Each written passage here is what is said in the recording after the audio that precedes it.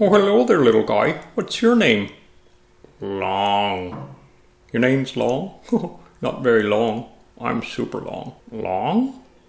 Yeah, that's right. I'm long on ETH. What about you? Are you long or short on ETH? Long? Oh, yeah, you're right. Everybody should be long ETH, I think. Okay. Well, nice meeting you, Long. You're pretty long.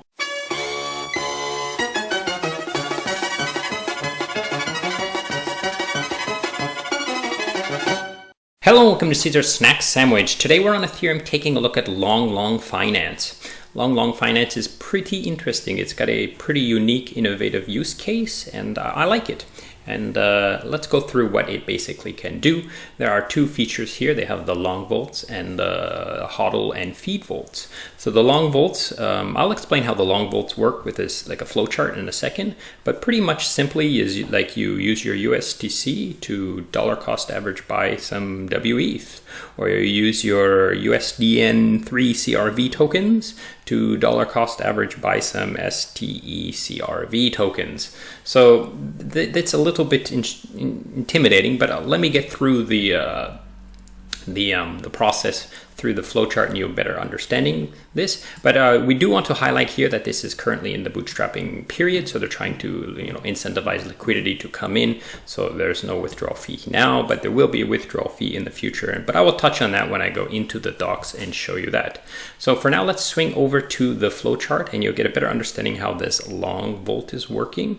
And then I'll just briefly explain to you how the HODL and feed works after that. So let's swing over there now. Okay, so here we are on the flowchart. I'm going to use dollar bill to talk about this again, but this flowchart I basically stole from the LongLong documentation. So it's, anyways, I'm pretty sure they won't be too angry that I'm, plagiarizing their flowchart here because I'm explaining their protocol. So anyways, so here we have dollar bill. He has some USDC and he's long on one of these assets here. Like, so in this example, it's WETH, but in the future, there will be other vaults as well. Like I have USDC and I'm long on WBTC, or maybe I have USDT and I'm long on WETH or whatever. So right now he has some USDC, so he sticks it into this long WETH vault.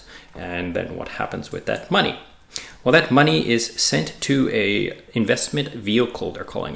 I like to call these strategies because this is the vault and here's the strategy, like Yearn. However, they're calling them investment vehicles, but basically these are the things that control the money, where the money is going to go afterwards. So some of the USDC will go to maybe investment vehicle 1 and some of the USDC will go to investment vehicle 2.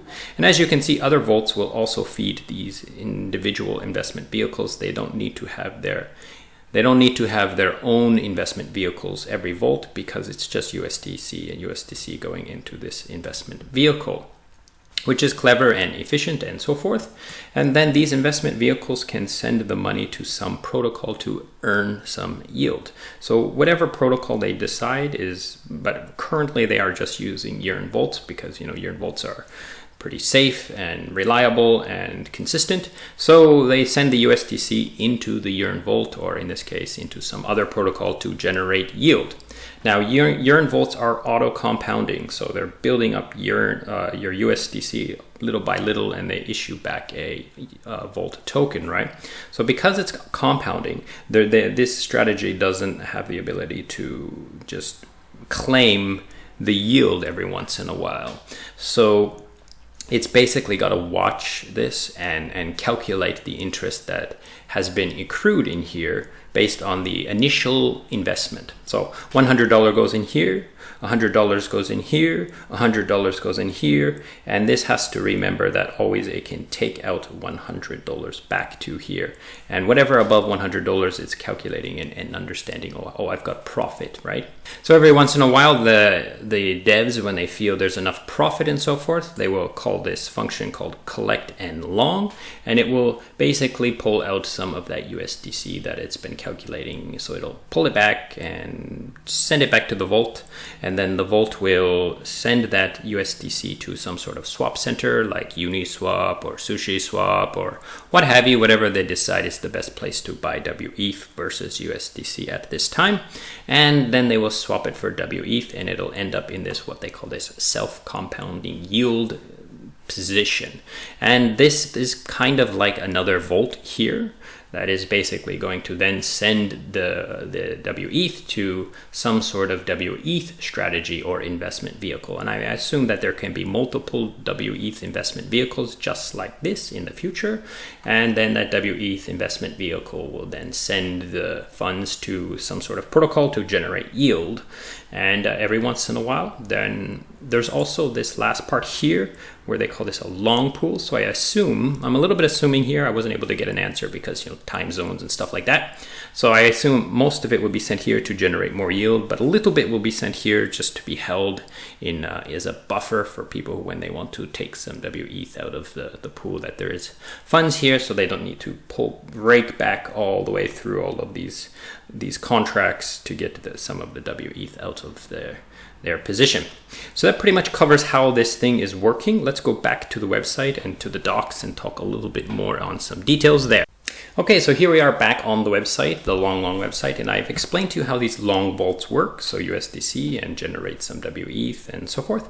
And then we have this HODL and feed, which is pretty much the opposite, okay? Let's say you hold this token. If they had some WETH, if the WETH had a very good yield right now, they would have other vaults in here. So this is the token that, you know, like people are holding, they're HODLing. They don't want to sell their token, but they want to, like, you know, get some yield and take that yield as some sort of stable coin. So this is put into some sort of like position, and it's generating us like they're selling the yield for USDC or US dollar coins. And in this case, they're selling it for this like curve position, which is, you know, got a pretty good yield. So this is kind of like the opposite. It's kind of like dollar cost averaging out, but only on the yield that you're gaining from your initial token. So if you put, let's say, BTC here, and you would always, like 1 BTC here, you would always have 1 BTC, but like any yield that was generated on that BTC would be immediately, like, would be sold for USDC or some sort of, you know, US dollar token and generate some yield. So it's basically the opposite, okay? Now, let's go over to the docs and talk a little bit about that. So if you come to the docs, it says here there are some fees, and that doesn't, so the LongLong doesn't charge a withdrawal fee during the bootstrap period. So right now they're incentivizing people to come in. So there is no withdrawal fee. However, in the future, they're going to have a withdrawal fee that is reduced in half every 2 weeks. So if you put money in and immediately try to take it out, you're going to get the full withdrawal fee.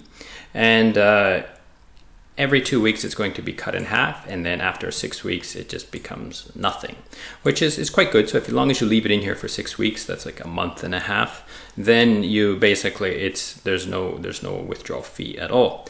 Now, it's not completely free. There is a lot of cost in here. There's gas all through here, and they have to pay this gas, right? So on this calculated interest here, there is a 10% like management fee type thing, or strategy fee, or whatever you want to call it. There's a small fee on this calculated interest. So when they decide like how much they want to pull, you know, how much USDC to pull out of here, 10% of it, they're just going to leave it in here, generating income. And when they need this money to pay the gas and stuff like that, because right now they're paying the gas out of pocket until it, you know, it starts generating more income. But when they need it, they can pull it out and use that USDC to buy ETH and pay the gas and so forth. So this pretty much covers the main idea here, what's going on here. I think you should definitely check it out. Come and read the docs in full. The docs is, you know, it's pretty straightforward. It's pretty simple in the sense that it's not a overly complex product. So I like it though. So double check that out. Go to the Discord, right? You can come down here, click on join the Discord and ask questions there. They have a pretty good Discord as well, and they're responsive and so forth. So thanks so much for watching, and goodbye.